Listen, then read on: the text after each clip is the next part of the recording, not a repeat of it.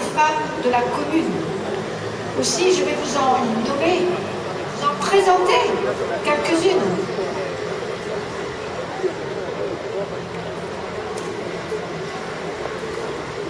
Christine d'Argent, Hortense David, Marie Delmé, Désirée Dumont, Marie Ferré, Clara Fournier, Augustine Gamel, Marie Gorgé, Marie Gary, Marguerite Guindet, Marie Guillard, Françoise Imbert, Laure Lacroix, Rita Landier, Marc Lecomte, Marie Lecourt, Joséphine Marché, Louise Marquet, Marie Menon, Louise Mesler, Bellamy Papavoine, Félicité Paul, Marie Saint-Blanca, Isabelle Rétif, Eugénie Rouly, Léontine Suetens, André Léo, Nathalie Lemel, Elisabeth Dimitrieff, Anne Jacquard, Béatrice Escoffion, Sophie Poirier, Paul Meunier, Victorine Brochet. Pour ces femmes et ces hommes qui se sont battus, on terminera donc, si vous avez la parole, si vous êtes salués par la sonnette tremblante.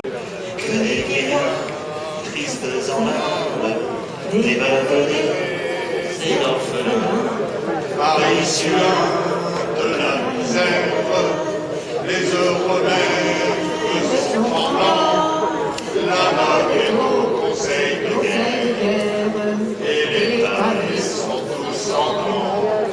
Oui, mais ça va dans le manche, les mauvais jours, finiront.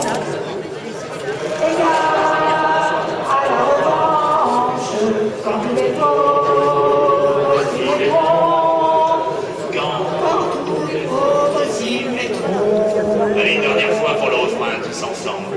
Oui, mais... Ça rentre dans le manche, les mauvais jours. Finiront.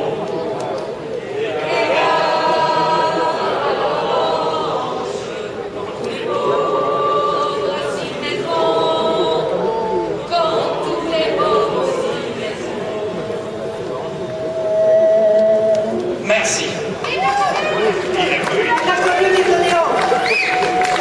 Merci beaucoup.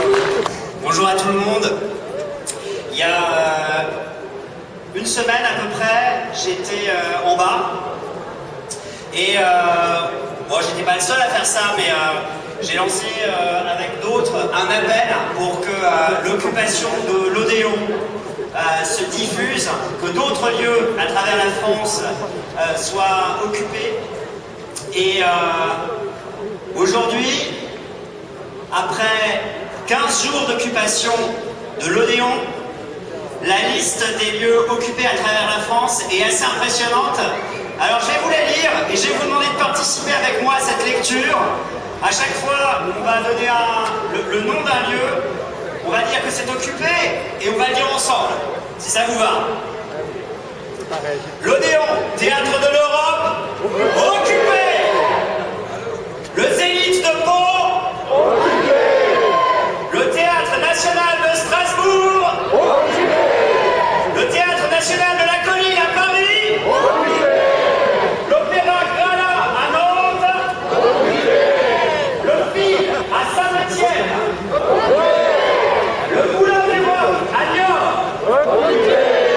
Le Théâtre de la Cité à Toulouse, occupé. Le CDR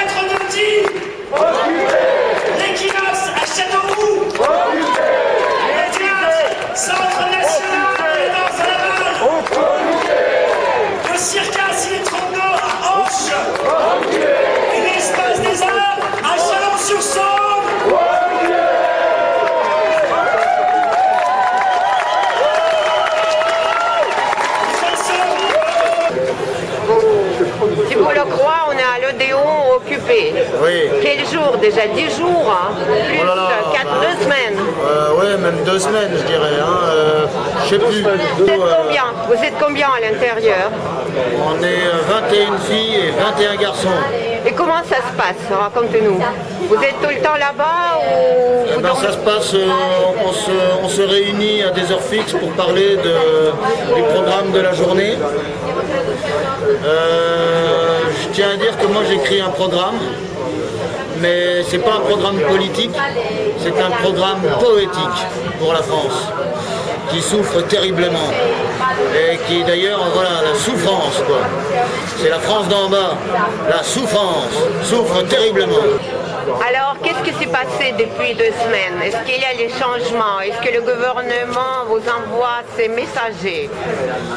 Alors, peut-être qu'il y a des RG parmi nous, mais pour l'instant, ils n'ont pas été détectés. Non, il nous a envoyé les policiers au début, forcément.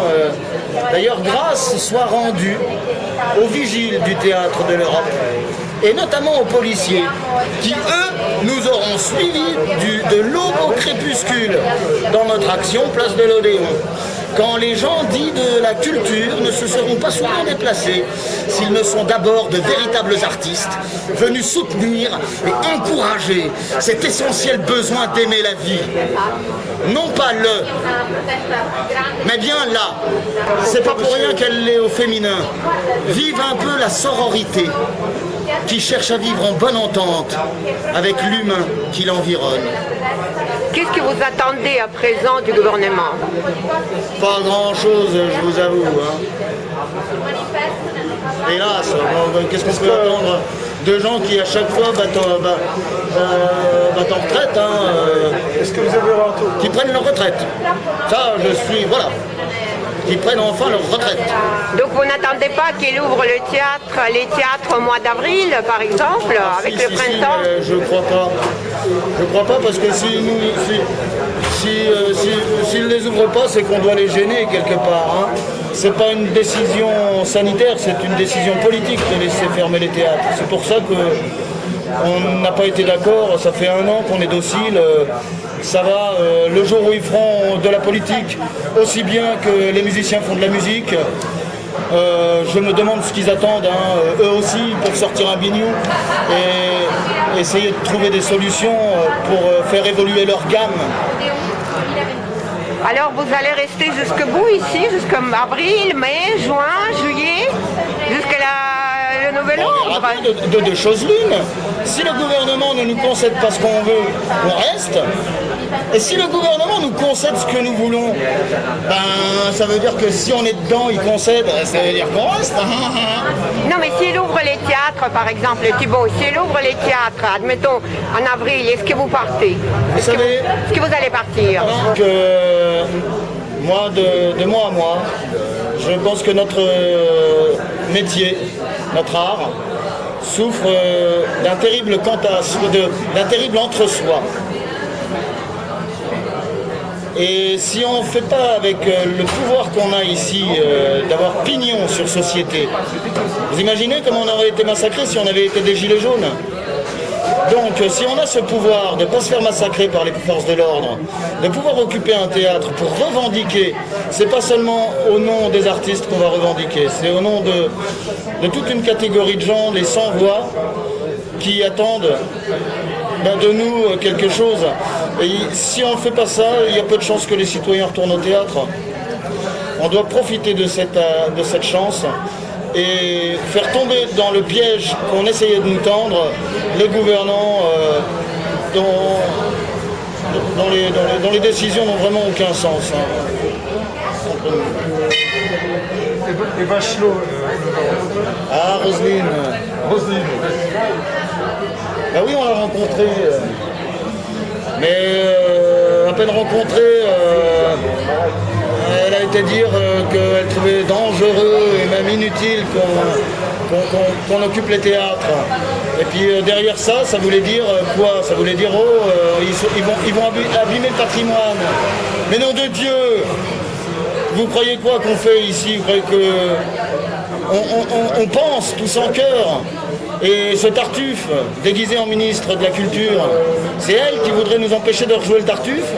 C'est elle qui crache sur le patrimoine et qui voudrait le bâillonner. Vous avez commencé il y a quelques jours avec un désespoir métaphysique. Cela veut dire vous avez cité Shakespeare, le 66e sonnet. Le 66e sonnet. Pourquoi? Vous êtes désespéré? C'est un cri de l'âme? Écoutez, on nous assassine quand même. Je ne sais pas dans quelle mesure, hier, M. Alain Françon s'est fait égorger à Montpellier. Alors, ça n'a peut-être rien à voir, mais d'un autre côté, c'est comme un symbole. Fatigué de ce monde, je demande à mourir. Lassé de voir qu'un homme intègre doit mendier, quand à côté de lui des nullités notoires se vautrent dans le luxe et l'amour du public, qu'on s'amuse à cracher sur la sincérité, que les places d'honneur sont pour les plus indignes, qu'on offre des corps vierges à des désirs brutaux, qu'on couvre d'infamie le juste diffamé, qu'un fort devient infirme au pouvoir du difforme, que l'art est bâillonné sous un règne arbitraire, que des singes en docteurs décident du génie. Fatigué de tout ça, je veux quitter ce monde. Sauf que si je me tue, mon amour sera seul. Vous donnez des concerts aussi, il y a des concerts ici, qu'est-ce que se passe quand on... Il va y en avoir un là, restez à 16h, ça commence là. Bam, bagadim, bam, bam. Et donc je suis venue un peu plus tôt et il y avait l'Agora, on parlait de la Commune de Paris. Alors vous vous retrouvez dans les personnages, dans les héros de la Commune de Paris? Oui, non, mais M. Macron il veut fêter le 200-centenaire, le bicentenaire de la mort de Napoléon. Oh, c'est vrai qu'on préfère fêter le 150e anniversaire de la Commune de Paris, qu'on commémore cet espoir populaire, moi, comme j'ai envie de dire. Qu'on commémore cet espoir populaire. Alors, est-ce que vous pouvez dire deux mots sur comment ça se passe, donc l'occupation, physiquement, comment ça se passe? Vous êtes là tout le temps, il y a un échange, comment ça se passe? Bah bien sûr, il n'y a que des échanges. Même des échanges à travers les barreaux là. Ce matin on m'a amené 12 œufs de poule de ferme, et extraordinairement bons, qu'on avait fait à la coque, ils étaient encore tout chauds quand ils sont arrivés. Tu te souviens du poème de Walpurg dans Le Fou et la Nonne? Je lis la Bible sous un arbre et le temps passe. Je lis la Bible sous un arbre, le temps passe. Je veux des œufs de poule et du lait de vache. Je serai fort, un fier gaillard. Voilà.